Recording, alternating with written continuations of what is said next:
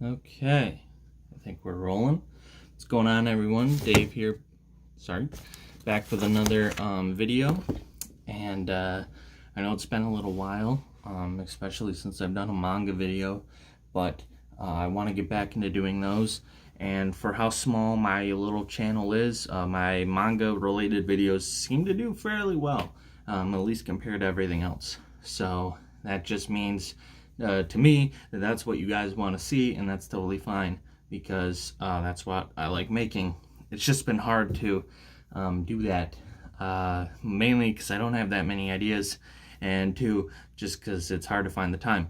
But I recently finished two one-off kind of self-contained stories that I thought would make good reviews, because they're one book a piece, easy to talk about, easy to, get through. Not that I'm trying to get through, you get it, whatever. Let's just get into this. So the first of those is one that I mentioned a couple videos back in a previous review, and this is Sandland by Akira Toriyama.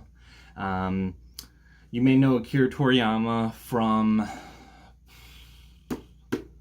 What would you know Akira Toriyama from? Oh, Dr. Slump.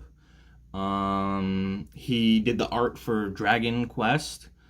And he's super popular. What am I'm spacing on? Oh, Dragon Ball GT. Dragon Ball GT. Anyway, this is another one of his side stories, called Sandland, obviously. This was serialized across 14 chapters, I believe, in Shonen a while back, and they put it all into this one book. So it technically is a one-off or a one-shot, but it was not intended to be that. So I guess we'll start with kind of what this is about, and then we'll go into my personal thoughts. So Sandland is about Beelzebub, who is the prince of the of demons. I hope I flipped my camera around. I hope this is in focus, in shot, or whatever. Right? Yeah. Whatever. I don't know. So, and his buddy Thief, who is another demon, and oh fuck, how do I forget this guy's name? One second. I'm sorry. This is super unprofessional and inappropriate, but I forget the guy's name. What is his fucking name? Hold up. Hold up. It's the motherfucking D-O-double-G. This guy. Me. And does he even say his name? Oh, Sheriff Ryo. My bad. So Ryo. He's the sheriff of this town nearby. And he asks Beelzebub for assistance finding this mysterious lake. And the reason that he's looking for this mysterious lake is because the Earth, or, well, Sandland, as they call it, is basically this desolate wasteland of sand. Where water is a scarce commodity. There's this overruling government who, regulates the water and jacks up the price, so a bottle of water costs $90 fucking dollars or some crazy shit like that, and people are just looking for food, for water, just trying to survive. And there's these bandits that roam the deserts and everything, and Mad Max, think Mad Max, I guess, in a way. So he hears of this phantom lake, and he's like, I gotta go find this shit. Asks the demons, who really aren't bad guys. I mean, you hear demon and you're like, oh, that's kind of a bad guy. It's no, they're actually the most civil people. Beelzebub raids human caravans, but only takes what he needs, only takes the bare minimum just to keep him and his boys alive, which makes sense. So he partners with them, and they go off on this adventure to find this phantom lake. And it kind of turns into something way more than I thought it would be. For example, this is a tank manga, which I didn't expect. They early on find this tank, and that's how a lot of their traveling is done. That's where a lot of the action and a lot of the combat comes from, is these tank battles. which I was not expecting, and it was a welcome surprise for sure. Uh, where was I going with that point? But yeah, it was cool because at least from what I read, you don't really see a lot of tank manga or anime. Again, I could be completely wrong. I mean, there's a lot of mech stuff, but not a lot of tank stuff. The only thing that comes to mind is Girls und Panzer. That Girls und Panzer is excellent. It's one of the finest anime I've ever seen. One of the cutest and funniest anime I've ever seen. So watch that. But we're not talking about that right now. I'm just saying there's not a whole lot of tank stuff out there, at least that I know of. So it was a welcome surprise to have this be kind of a little bit different for me. What else? There are some combat scenes. I mean, Beelzebub is, a demon, and in true Toriyama fashion, they get into cool power-ups and fights and stuff like that. There's a lot that's explained over these 14 chapters, sometimes to the manga's detriment, and I guess this kind of segues into my personal thoughts. I really enjoyed Sandland. It's one of those manga that you can read in one sitting, but I kind of spaced it out because I kind of liked how it was segmented. I kind of thought like, oh, it'd be cool to read this in spades, because a lot of these chapters end on some pretty cool cliffhangers, and so I'm thinking from the prospect of somebody reading it weekly in Shonen, being like, oh, I wonder what's gonna happen next. But obviously, I really couldn't hold myself to that standard, so I read it in like 2 sittings. So, but it was cool. It was fun. There's some good comedy in it in Toriyama fashion. You got your little jokes in there. The art style is very appealing. Obviously, I don't know if you guys can really see much of that. I'll try to flip through some pages here. But in true Toriyama fashion, the art looks great. Speaking of art, this was a welcome surprise to me as a Dragon Ball fan. So this really isn't a spoiler. It's literally like right in the beginning of the manga, but I flipped the page and I was like, oh, that's cool. So if you want to avoid a little spoiler, skip ahead like, I don't know, 20, 30 seconds. But Beelzebub's dad is Satan.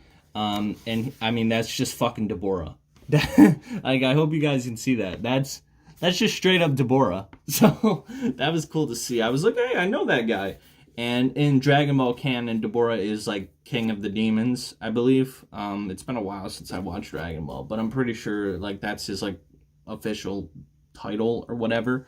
So that was cool to see. So there's kind of some nods to Dragon Ball, some nods to Toriyama's other work, which Toriyama is usually known for doing, putting in, references and Easter eggs to his other stuff.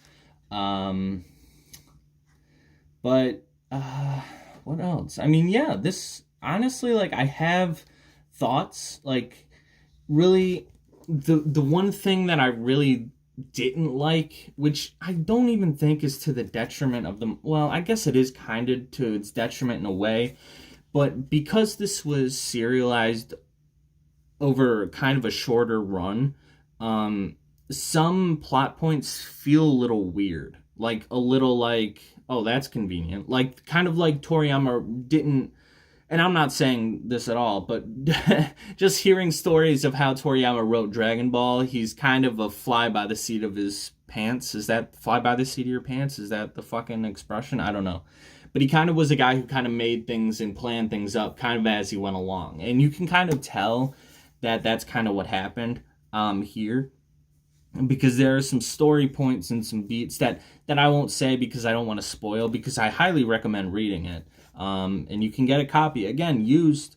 This was like $5, and it's great. It's quality. It's a little nice little piece of manga history. Something that, people think of Toriyama, they think of Dragon Ball, they think of Dragon Quest, possibly even Dr. Slump, but I personally didn't even know about Sandland until a little while ago, and then I picked up the manga.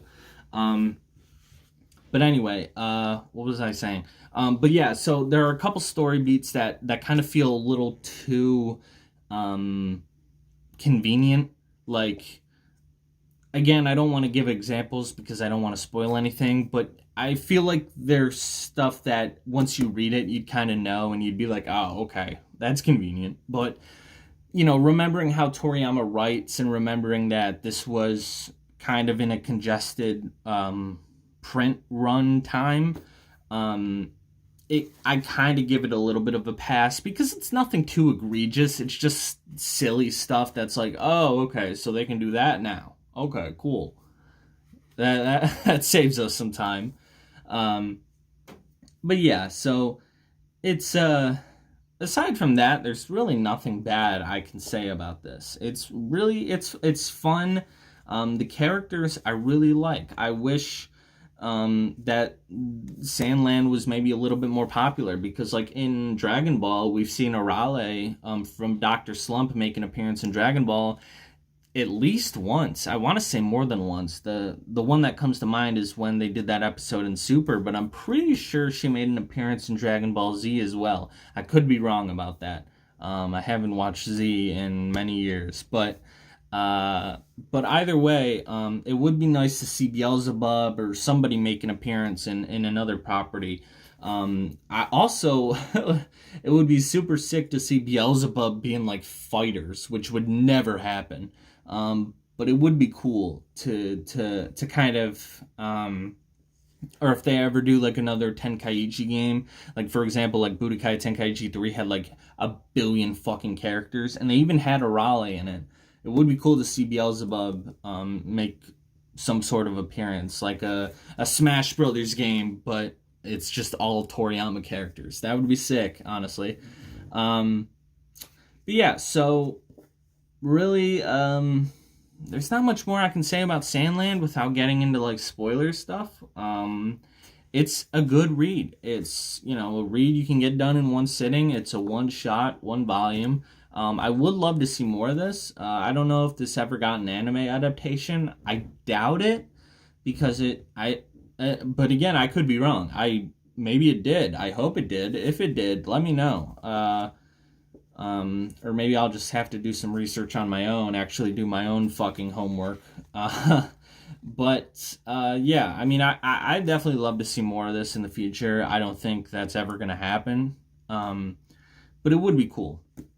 But anyway, that's pretty much all I can really say about Sandland. Yeah, you can find it cheap. I got this on Amazon for like $5, and it's definitely worth it. So I hope you guys enjoyed the review. Sandland, worth a read. That's pretty much it. I've got another review coming up very soon, and I'm working on finishing the Devil's a Part-Time, our high school manga, which I started a while back, and I said I was going to do a while back, but I've been very busy and haven't had the time to sit down and read it, because, you know, that's 5 volumes, so there's more to comb through, more to talk about, rather than just a one-shot like this. But I finished another one-shot manga. I'll keep it a surprise, unless maybe you saw it when I tipped my camera forward, and like I'm going to do right now to end the video. So, I'll see you guys in the next one. Bye.